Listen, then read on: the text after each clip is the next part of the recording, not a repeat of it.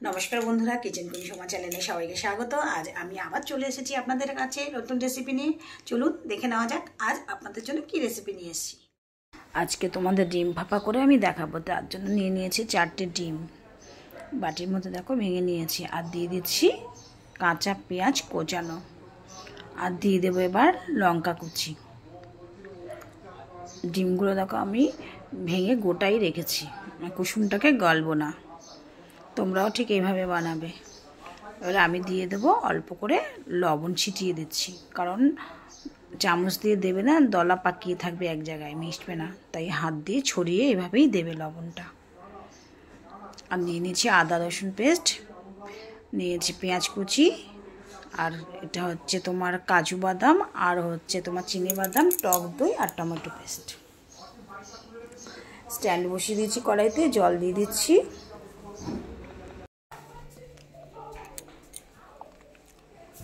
এবার আমি বাটি বসিয়ে দিচ্ছি, 2টো বাটি হবে, 4টে বাটি একসাথে হবে না, দুবারে করতে হবে। এবার আমি ঢেকে দেবো একটা ঝাঁঝদার থালা দিয়ে। ফুটো ফুটো আছে, যে বাষ্পটা বেরোবে আর ভাপে সেদ্ধ হবে। গ্যাসটা জ্বালিয়ে দিচ্ছি, কড়াইতে তেল দিয়ে দিচ্ছি। এদিকে আমি ভাজতে থাকবো মশলাটা। পেঁয়াজটা দিয়ে দিলাম,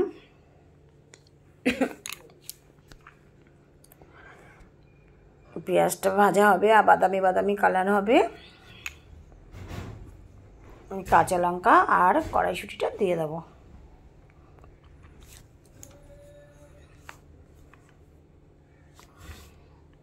তো হালকা ভাজা হয়ে এসছে পেঁয়াজটা, তারপর আমি দিয়ে দিলাম কড়াইশুঁটি আর কাঁচা লঙ্কা। এটা একটু হালকা ভেজে নেব। একঘেয়েমি ডিম খেতে তো বারবার ভালো লাগে না, নতুন নতুন খাবার পেলে সবারই ভালো লাগে, বলো? তাই তোমাদের জন্য আমি নতুন নতুন খাবার এভাবে দিতে থাকবো, আর তোমরা আমার ভিডিও দেখতে থাকবে। স্বাদ মতো লবণ দিয়ে দিলাম, আর দিয়ে দিলাম একটু হলুদ। খুব বেশি হলুদ দেব না, কারণ দই আর এই বাদাম দিয়ে করব, কালারটা একটু সাদা সাদাই করব। এবার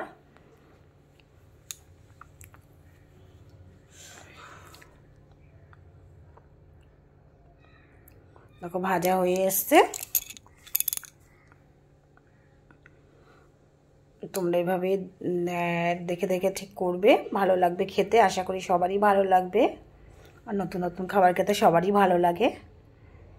আমি এবার লঙ্কা গুঁড়ো দিয়ে দিচ্ছি, এটা স্বাদটাকে বাড়াবে, টেস্টটাকে বাড়াবার জন্য অল্প লঙ্কা গুঁড়ো দিলাম, কারণ আমি কাঁচা লঙ্কা দিয়েই বানাচ্ছি, এমনি ঝালটা আমি কাঁচা লঙ্কা দিয়েই করবো। আর দিয়ে দেবো এবার টমেটো পেস্ট। টমেটো পেস্টটা একটু ভাজা ভাজা হবে, কষানো হবে, আর এগুলো না কষিয়ে কষিয়ে করলে ভালো হয় না। এবার আমি দিয়ে দেবো কাজু আর চিনা বাদাম পেস্ট, এটা একটু ভাজা ভাজা হবে।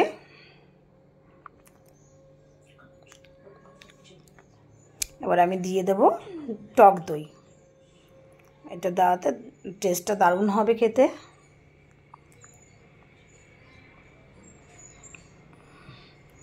দেখো এবার কষাবো, দেখো ঝোলটা শুকিয়ে এসছে, দেখো ছোট্ট তেল বেরিয়ে এসছে, তাহলে বুঝলে মশলাটা ভাজা হয়ে গেছে।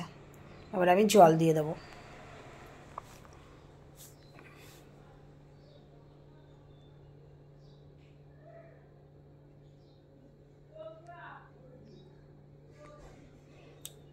এবার আমি ডিম ভাপাগুলো দিয়ে দেবো, এটা সেদ্ধ হবে, ভাপাটা একটু ডিমটা ভেতরে মানে ঝোলটা বৃদ্ধি হবে।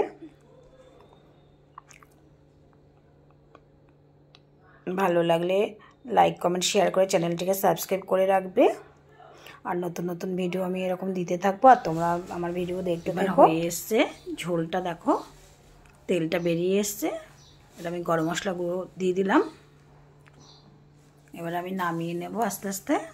দেখো কত সুন্দর হয়েছে। আর রান্না যেমনি দেখতে সুন্দর হয়, তেমনি খেতেও সুন্দর হয়। আজকে সাদা সাদা করেছি, ইচ্ছে করেই করলাম, যেহেতু টক দইটা দিয়েছি। সবসময় একরকম রান্না তো ভালো লাগে না, দেখতেও ভালো লাগে না, খেতেও ভালো লাগে না। এই রান্নাটা এইভাবে তোমরা খেয়ে দেখবে, দারুণ লাগবে খেতে। ডিম ভাপা তো সবাই করেছে, খেয়ে দেখেছো, তোমরা একবার আমার মতন করে ট্রাই করে দেখবে। দারুণ লাগে, ঝোলটা যেমন টেস্টি হয় ডিমটাও ভালো লাগে খেতে। ভালো লাগলে লাইক কমেন্ট শেয়ার করে চ্যানেলটিকে সাবস্ক্রাইব করে দেবে, যাতে ভালো ভালো রান্নাগুলো তোমাদের কাছে পৌঁছে যায়।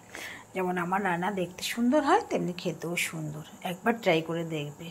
পরের রেসিপি নিয়ে তোমাদের কাছে আবার আসবো। ভালো থাকবে, সুস্থ থাকবে। টাটা।